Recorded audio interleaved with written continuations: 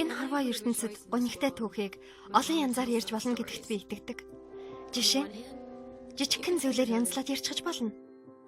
Питер Габриэлийн дуугаар сэргэж болохгүй уйтгар гоник гэж үгүй. Би яг л тэр хувилбарт нь дараа чи явахтай адил дуртай. Энэ бүгд үнэн байсан ч болоосаа. Харин одоо үнэн түүхийг ярьж үгүй. Миний охин найзуудтай болоорой. Өршөөгөөрэй. Уучлаарай.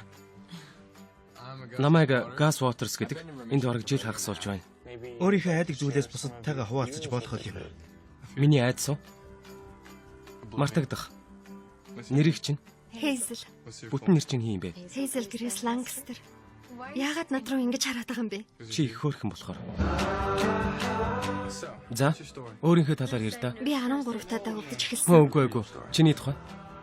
Би ч ёр бусын хүн шүү. Тэгж харагдахгүй л байна да. Газ чиний тухай дандаа ярьдгийг чи мэдхүн. Бид хоёр найзууд юм чинь. Надаас цайгаа барих тусам чам руу тэмүүлэх миний сэтгэл мохгүй гэдгийг ойлгож байна уу? Би тесрэх бодсон юм чинь. Нэг л өдөр дэлбэрнэ. Дэлбэрэхдээ эргэн тойрноо бүгдийг шархтуулна гэсэн үг. Тийм болохоор чамайг шархтуулахыг хүсэхгүй байна. Энэ ертөнцид хэн ч өвдөх үгүйгээ шийддэггүй. Харин хэн чамайг өвтгөж болохыг сонгох боломжгүй. Би чамд хайртай Хейзел Грэс. Хайр дурлал бол хоосон хашгиран мартагдана гэдэг зайлшгүй зүйл л дээ. Гэсэн чи би чамд хайртай. Надаас хол байх бүх төлөвлөгөө чинь нуруу унсан.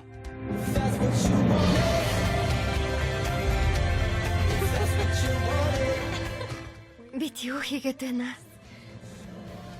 Хайр дурлал зүйрлэшгүй сайхан байхын тулд Чи ууртай байгаа мó? маш их. Нэг юм эвдэх хэрэгтэй байна.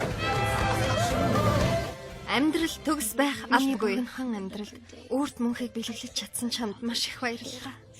Маш их. Сайхан амьдралын төлөө тийм үү? Хейзел Грэс. Тийм ээ. Оддын гаргасан алдаа